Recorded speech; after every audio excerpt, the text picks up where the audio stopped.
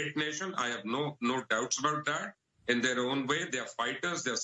सलाम दोस्तों, ये एंकर पर्सन साहब और कुछ दूसरे साफी हजरात आजकल एक असाइनमेंट पर काम कर रहे हैं, जिसका मतलब या मकसद ये है कि पाकिस्तानी अवाम को ये बताया जाए कि इसराइली दुश्मनी का जो चूरन हम सारी उम्र आपको बेचते आए हैं, अब ये दुकान भी शायद बंद होने को जा रही है। साफी हजरात अब हमें ये बता रहे हैं कि इसराइल को तस्लीम करना पाकिस्तान के वसी तर मफाद में। पाकिस्तान में ये भी मुमकिन है कि किसी पीर या पीरनी को ख्वाब में ये हुक्म नाज़िल हो जाए और उस ख्वाब में ये कहा गया हो कि जैसे कि इजराइली भी हजरत इब्राहिम की औलाद हैं और उनकी जो रियासत है फ़लस्तीनियों की ज़मीन पर बनाई गई है, तो ये हर मुसलमान और ख़ास तौर पर पाकिस्तानी मुसलमानों पर यह फ़र्ज़ है कि वो उनकी रियासत को तस्लीम करें और अपने पासपोर्ट के पीछे ये लिखना बंद करें कि आप दुनिया में हर जगह सफ़र कर सकते हैं मगर इसराइल नहीं जा सकते।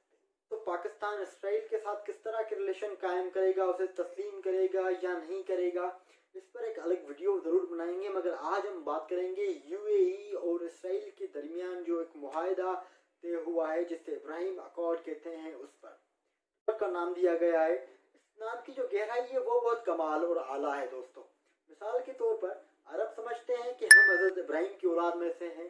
इसराइली ये बात समझते हैं या नहीं समझते ये एक अलग बात है, पर वो ये बात ज़रूर समझते हैं कि हमने जो रियासत अरबों के बीच में बनाई है और उन्हीं की ज़मीन पर उन्हीं को कत्ल करके जो रियासत हमने खड़ी की है, उसको सस्टेन करने के लिए अगर अरब लोगों की एक ही शर्त है और वो ये कि आप इसराइली लोग भी हमें हज़रत इब्राहिम की औलाद समझें, तो इसमें मसला क्या है। मुआहदा उस वक्त सामने आया जब अमेरिका में सदारती इंतखाबात की कैंपेन चल रही थी। सदर ट्रंप ने ये अपने ट्विटर अकाउंट से सबसे पहले अनाउंस किया कि उसने डील ऑफ सेंचुरी करवाई है और हो सकता है कि उसे इस डील पर शायद नोबेल प्राइज भी दिया जाए पीस का। ट्रंप साहब अमेरिकन अवाम को बेवकूफ़ नहीं बना रहे थे, वो जस्ट उनकी जो मेंटलिटी है उनको मैनिपुलेट कर रहे थे। तो फिर तो बात ठीक है, मतलब वाकई मतलब मुआहदा ऐसे लोगों ऐसे इस रियासतों के दरमियान हो रहा था जो पिछले कई सालों से जंग में नहीं थी, पर दुबई को कुछ चीज़ों में मदद भी कर रहा था, जैसे टेक्नोलॉजी में, सॉफ्टवेयर्स में उनकी मदद भी कर रहा था। को तस्लीम करना या ना करना एक ऐसा तनाज़ा था अरब रियासतों के दरमियान, जिस पर अरब रियासतों का जो मौक़िफ़ है वो तारीख़ी तौर पर यह रहा है कि इसराइल के साथ सफारती ताल्लुकात बनाए जा सकते हैं, मगर उससे पहले इसराइल को ये बात माननी पड़ेगी या समझनी पड़ेगी कि 67 वाली वॉर में जो इसराइल ने इलाकात मकबूज किए थे उनसे दस्तबरदार होना पड़ेगा। मगर जैसे कि तारीख चल रही है और बदल रही है, तो यूएई ने भी अपने फैसले बदल लिए और उसने सोचा कि फ़लस्तीन और फ़लस्तीन की जो जदोजहद है उसको कुछ देर के लिए साइडलाइन करके अपने जो रास्ते हैं वो सीधे कर देते हैं। यूएई का इसराइल को तस्लीम करना और इसराइल का दूसरे अरब रियासतों के साथ बातचीत करना और लॉबिंग करना बुनियादी तौर पर ये जो डोनाल्ड ट्रंप साहब का मिडिल ईस्ट प्लान था उसका ही हिस्सा है। तो अब तो वो सदर नहीं रहे और दूसरी पार्टी के सदर आ गए हैं, जो बाइडन, तो उनके आने से भी कोई ज़्यादा फ़र्क नहीं पड़ेगा। जस्ट वो कह रहे हैं कि मैं जो ईरान डील थी जिसे रिवोक किया था ट्रंप साहब ने, मैं वो वापस बहाल करने की कोशिश करूंगा छोटी मोटी तब्दीलियों के साथ। यूएई और इसराइल के दरमियान इब्राहिम अकॉर्ड सामने आया है, उसी तरह मिस्र और इसराइल के दरमियान कैंप डेविड अकॉर्ड सामने आया था। ये अकॉर्ड बुनियादी तौर पर मिस्र के उस वक्त के सदर अनवर सादात, जो कि अमेरिकन पुश्तपनाही में हुकूमत कर रहे थे, और अमेरिका में उस वक्त जिमी कार्टर सदर थे। जिमी कार्टर ने अनवर सादात को ये बताया कि देखो भाई, तुम्हें परेशान होने की कोई ज़रूरत नहीं है, करना यह है कि मिस्र को इसराइल को मानना है और उसके साथ एक अमन मुआहदा कायम करना है।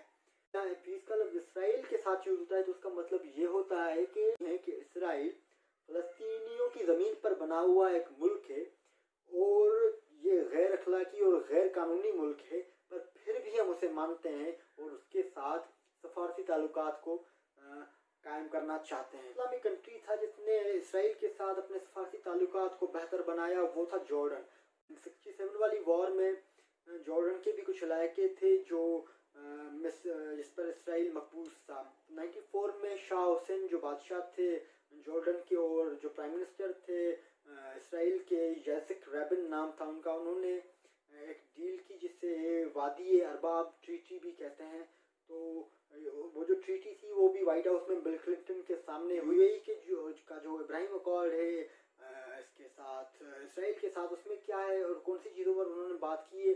मिसाल जैसे तावन करेंगी जिसमें एजुकेशन आता है, क्लाइमेट आता है, एनवायरनमेंट आता है, आपका सिविल एविएशन आता है, टूरिज्म आता है। दोनों रियासतें हैं वो अपने अपने मुल्क के अंदर एम्बेसीज खोलेंगी और सेंटर्स भी खोलेंगी, जिससे कि दोनों रियासतों का जो लोग हैं दोनों रियासत में जो बसते हैं उनके पास उनको पता चले एक दूसरे के कल्चर के बारे में। मज़े की बात आप कह लें या जो आयरनी कह दें वो ये है कि जो बुनियाद इससे पहले जो 2-3 जो अकॉर्ड हुए उसमें कम से कम ये रूल था कि इसराइल को थोड़ा रीथिंक करना पड़ेगा अपनी जो टेरिटोरियल जो उनकी जो बाउंड्रीज है उस पर। मगर इस अकॉर्ड में जो यूएई के साथ हुआ है उसमें फ़लस्तीन का जो नाम है वो सिर्फ एक जगह पर इस्तेमाल हुआ है, और वो भी उस वक्त इस्तेमाल हुआ है कि यूएई और इसराइल फ़लस्तीन के मसले को हल करने की मुमकिन कोशिश करेगी। को अभी तक सब्सक्राइब नहीं किया तो उसे सब्सक्राइब जरूर कर दीजिएगा और बेल आइकन के बटन को जरूर दबा दीजिएगा, क्योंकि जिससे ही दूसरी वीडियो आएगी तो वो आपको पता चल जाएगा कि वो किस टॉपिक पर है। मज़े की बात यह है कि इसराइल उस वक्त भी दूसरे मुल्कों की ज़मीनों पर काबिज था और अभी भी एक मुल्क की ज़मीन पर सारी जो रियासत है वो एक काबिज है वो कर रहा है, पर जो इंटरनेशनल लॉ के बिल्कुल खिलाफ वर्जी है। पर मुल्क ने ना ही अमेरिका ने ना यूएन ने कभी इसराइल पर कोई पाबंदियाँ लागू की हैं।